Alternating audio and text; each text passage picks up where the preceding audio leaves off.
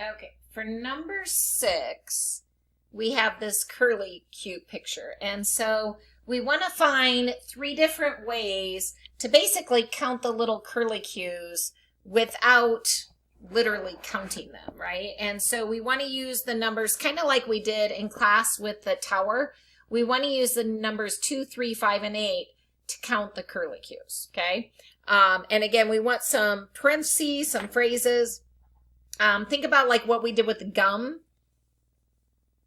So focusing on different attributes. So let's kind of look at what we could focus on.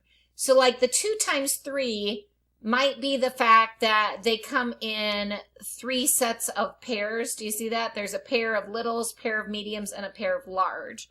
So I could argue that 2 times 3 is I have kind of the, let's see, I have the 2, what would I say? I'm going to say a pair, and then the 3 comes from small, medium, and large curly cues, okay? So that's where I get my 2 times 3. So that gives me 6. So there's 6, and I'm going to call that, I don't know, that's kind of my wing, if you guys get what I mean. Like there's 6 per wing. Okay, and so then what I could do is say there's 1, 2, 3, 4, 5, 6, 7, 8. It looks like there's 8 wings. So I'm going to multiply this by 8 because this is like per wing, the number of curly cues per wing. And then I have 8 wings. What is that? 8 wings per circle. Okay, do you guys kind of see a circle here? And then I could take that answer times 1, 2, 3, 4, 5. Because I have 5 circles. So when I'm doing my math here, the 6 would give me the 6 per wing. 6 times 8 would give me that there's 48 in a circle. And then 48 times 5 would be what? The same as what? 48 times 5, 24 times 10. Is that 240, I think? All right. And so I can kind of get it that way. Okay, but this is just one way, and I want to come up with 3 more ways. All right, so let's look at another way. All right, do you guys see like bullseyes here? Do you see concentric circles? Do you see that? There's kind of a small circle made up of small ones, a medium circle made up of medium ones, and a large circle made up of large. So I'm focusing on a totally different attribute. All right, so again, what do I have here? I have 1, 2, 3, 4, 5, 6, 7, 8 pairs.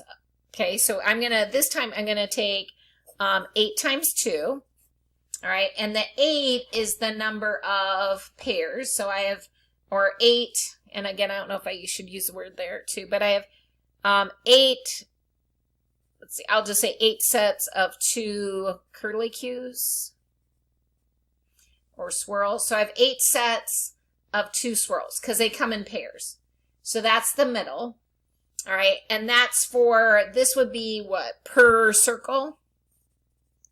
So there's 16 per circle. So there's 16 in this circle, 16 in this circle, 16 in this circle.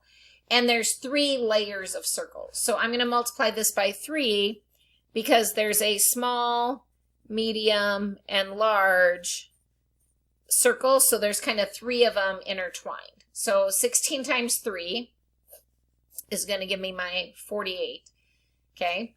And then I have 1, 2, 3, 4, 5 big circles. So there's 48 in this guy because I focused on the 16, 16, and 16, and then I have 5 sets. So then times 5 circles. And again, I should get 240 curly cues again. So that shouldn't change.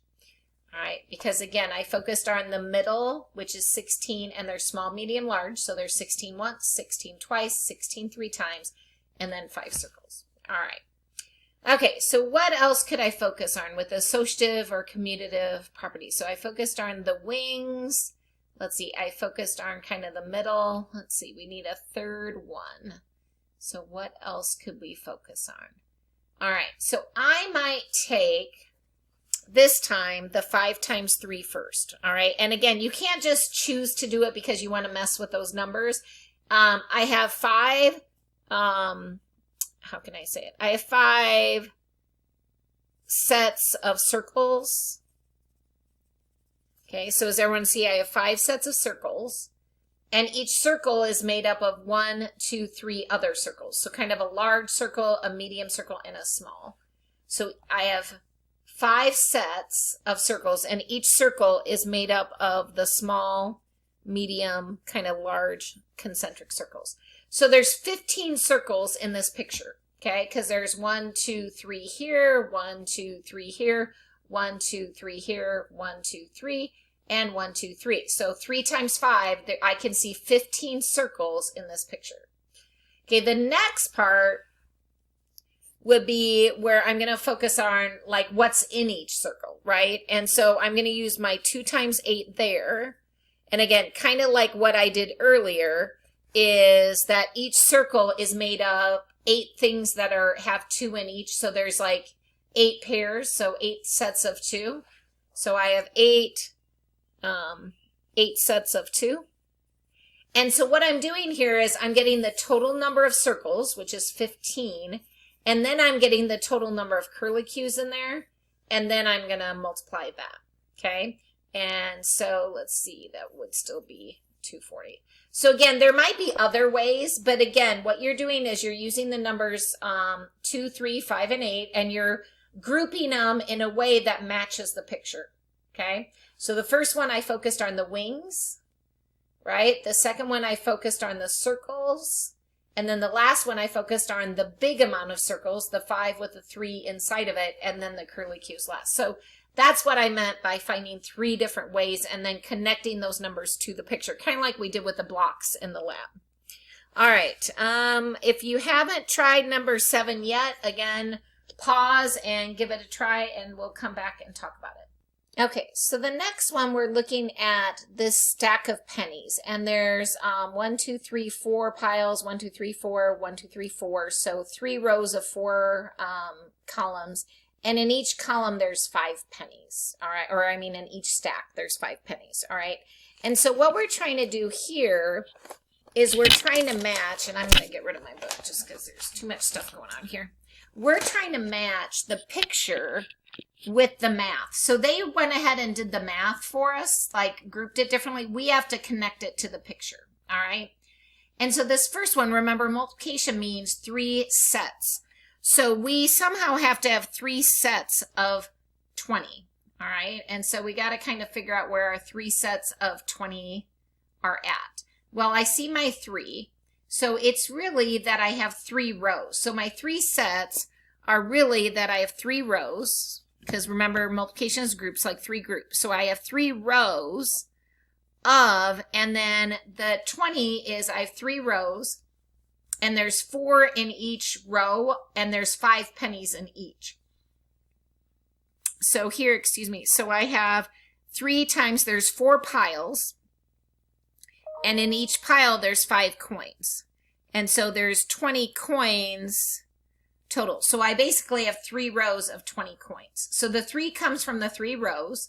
The 4 comes from the piles. There's 4 piles in each row. And then there's 5 coins per pile. All right. And so I'm just connecting the math to the picture. All right. Where does the 12 come from? So this is, again, groups of 5. So where do I have 12 groups of 5? Well, I have an array that's 3 by 4. So I have 3 by 4. So this is an array. So I have 3 rows, right? And 4 columns of coins. And so I have an array that is what? 3 by 4. So that means that I have 12 piles, basically, because I have 3 rows of piles and 4 columns of piles. So I have 12 piles or 12 sets of 5 coins. And so then I get my 60 that way. All right, let's look at this one. This one's actually, I think, maybe a little trickier. I don't know. We'll come back to that one. This is 4 groups of 15. So again, this one I think is a little easier because you can see the 4. So I have 4 columns, right? And each column, right? Each column is made of 3 piles of 5 coins, right? So I end up having 4 columns. So 4 sets or 4 groups of 15 coins. And so that's where I get my 60 from. Okay, this one might be a little trickier because you're like, I need 5 sets of 12. And like, how in the heck do I get 5 sets of 12? So this one, what you're going to do is you're going to peel off layers. So there's 5 layers and of these 12 coins. So there's a 3x4 array. So there's 3 rows and 4 columns of coins. So there's 12, how can I say it? There's 12 piles that have 5 layers, all right? So again, this one might be a little tricky to see, but I'll try. So what I'm going to do is I'm going to peel off the first layer. So there's 1, 2, 3, 4, 5, 6, 7, 8, 9, 10, 11, 12. All right, so this gives you like how many coins are in that. So you have 3x5. This gives you the number of piles. And the piles are the number of coin piles. And there's 5 layers. So I'm going to just strip, there's 1 layer of 12. Okay, and then I could go through and do, 1, 2, 3, 4, 5, 6, 7, 8, 9, 10, 11, 12. That's my second layer of 12. And then I could do my third layer. 1, 2, 3, 4, 5, 6, 7, 8, 9, 10, 11, 12. So that's my third layer, and I'm probably going to run out of colors here. Let's see. So my fourth layer, 1, 2, 3, 4, 5, 6, 7, 8, 9, 10, 11, 12. And I did have a red pen around here, but of course when I need it, who knows where it's at. All right, let's look at this guy. And then my last layer, 1, 2, 3, 4, 5, 6, 7, 8, 9, 10, 11, 12. So it comes from 5 layers, like peeling back 1 layer of coin, 2 layers, 3, 4, and 5. I think that one's a little trickier to see, but this is 3 groups of 20, 12 groups of 5, 4 groups of 15. I think you should be able to see those. This one is a little tricky to figure out. All right, go ahead and try the next problem if you haven't already, and then we'll talk about it. Okay, so this last problem, we want to use the associative property, which deals with grouping, not so much the commutative property, to try to make this into a mental math. And we want to write it as a bunch of expressions here. So there's a couple things we can do. Again, they don't want the distributive property, because we could do the distributive property to make this into a mental math, but that's not what they said. So we're just going to leave it all multiplication, and we want to deal with the associative property of multiplication. So we want to leave it dealing with that. All right. So what are some options here? Well, I could break this in, the 16 into 4 times 4. And I could leave the 25 alone. Okay, that would work. And why is that easier? Well, I know that 4 quarters make $1. So if I group the 4 with the 25, right? And again, all these are equal. So I'm using my equal sign appropriately. I would get 4 times 100, which is 400. Okay, and that's purely just the associative property. Okay, could we do it differently? I don't know if pulling 5 is going to make it that much easier. It kind of depends on if you know what 16 times 5 is without scratch paper, which for kids that would be hard. So if you need to come over here and take 16 times 5 to get the answer, then you should be doing this. This is way easier. But, if you know that that's 80, you just know 16 times 5 is 80, then maybe you could, oops, I gotta group it. You could maybe group your 16 with your 5 and then get 80 times 5, which is 400. So that's a possibility.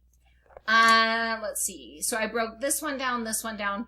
If we did both associative and commutative, we could do some other options here. So if I did like, I'm trying to think, like 16, I could maybe do like 8 times 2. And then I could maybe do 5 times 5.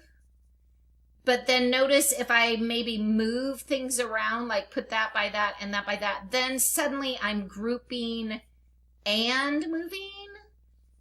So now suddenly I'm doing both the commutative and the associative, because I'm breaking it down in a way where I'm moving stuff and grouping it both. So I would get 40 times 10, which is 400. So it's mathematically legal, but the directions just wanted the associative property, so I would probably leave it like that. All right, we'll talk more about this later. Take care.